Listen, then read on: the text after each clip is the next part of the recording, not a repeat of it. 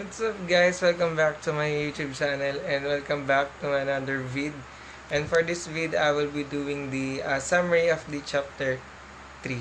So if you want to get some information or to learn something from me, so stay watch, stay tuned, and I'll be back guys.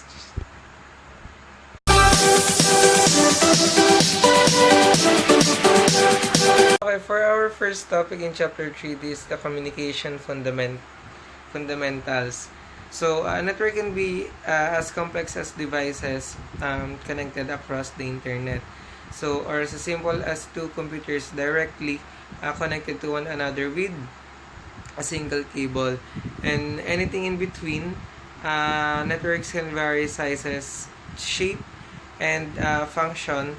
However, simply having a wired or wireless physical connection between end devices is not enough to enable communication. So, for communication to occur, devices must know how to communicate.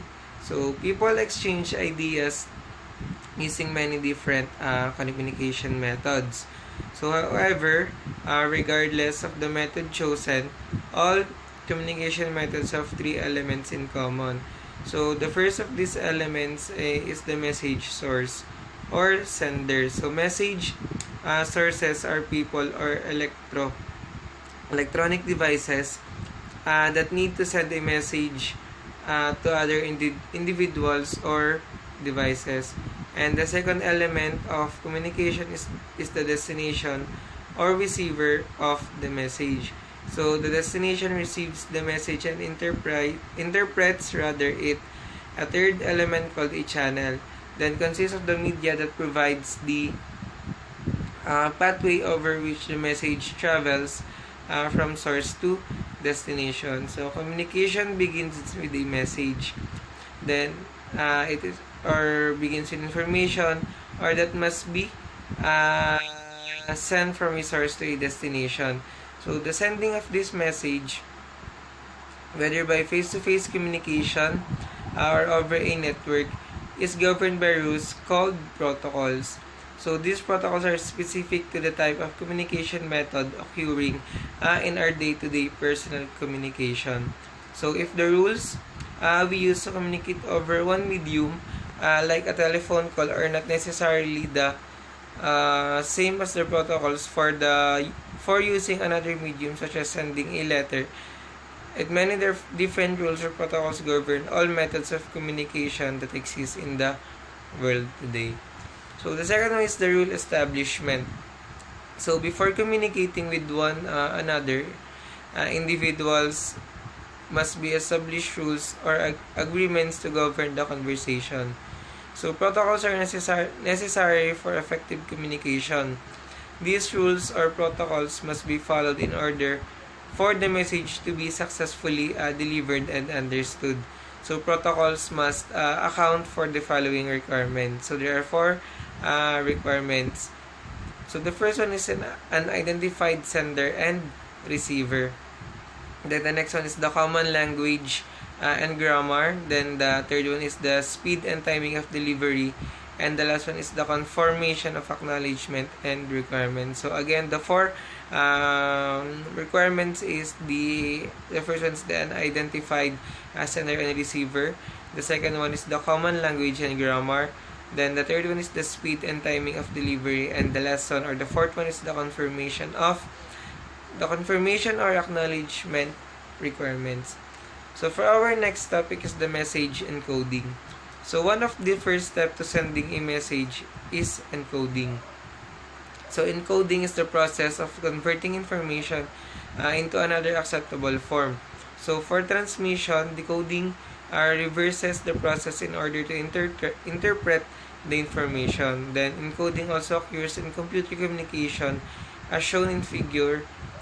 Then encoding between hosts must be in an appropriate format for the medium. Then messages sent across the network are first converted into bits by the sending host. Then each bit is encoded into a pattern of sounds, light waves, or electrical impulses depending on the network media over which the bits are transmitted.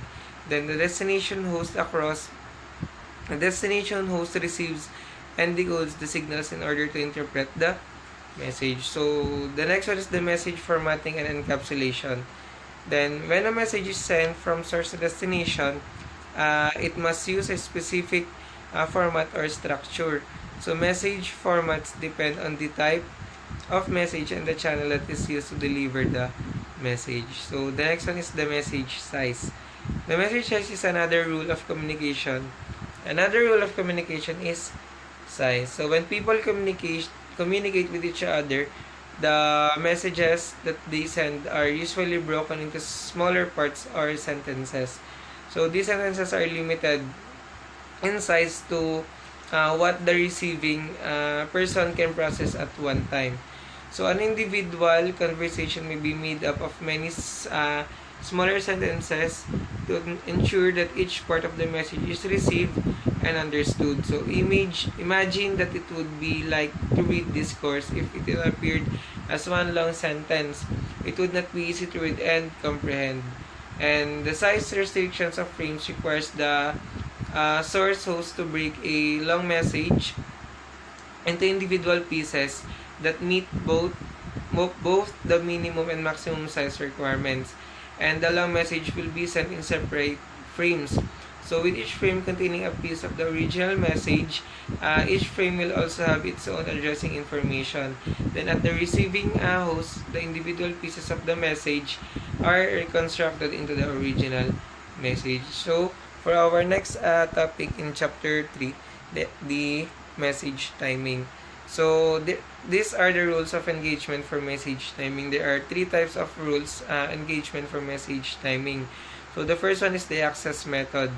Access method determines when someone is able to send a message. Then the second one is the flow control. Timing also affects how much information can be sent and the speed that it can be delivered. And the third one is the response timeout. If a person asks a question and does not hear a response within an acceptable amount of time, the person assumes that no answer is coming and reacts accordingly. Then the next one is the message delivery option. So a one-to-one delivery option is referred to as a unicast, then meaning there is only one single destination for the message. Then when a host needs to send messages using a one-to-many delivery option, it is referred to as a multicast. Then multicasting is the delivery of the same message to a group of host destinations simultaneously. So the next one is network protocols. So at the human level, some communications rules are formal and other are simply understood based on custom and practice. So for devices to successfully communicate, a network protocol suite must be describe precise requirements and interaction. So networking protocols define a common format and set of rules for exchanging messages between devices, and some common networking protocols are hypertext transfer protocol or the HTTP, and the transmission control protocol or the TCP, and internet protocol or the IP. So IP in this course refers to both the IPv4 and the IPv6 is the most recent version of IP and the replacement for the more common IPv4. So the next one is the message segmentation. So in theory, a single communication such as music, video, or email message could be sent across the network from a source to destination as one massive. So an interrupted stream of bits, and if messages were actually transmitted in this manner, it would mean that no other device would be able to send or receive messages on the same network while this data transfer was in progress. And these large streams of data would result in significant delays. Further, if a link in the interconnected network infrastructure failed during the transmission, and the complete state message would be lost and have to be retransmitted in full. So the data networks are systems of end devices, intermediary devices, and the media connecting them. So for communication to occur, the devices must know how to communicate. So applying models allows individuals, companies, and trade associations to analyze current networks and plan the network of the future. So guys, that's all for the chapter 3, the summary of the chapter 3, and I hope you got some informations, and I hope you learned something about the chapter 3 from me. So for the next video, guys, I will be doing the summary of the chapter 4. So stay watch and stay tuned, guys.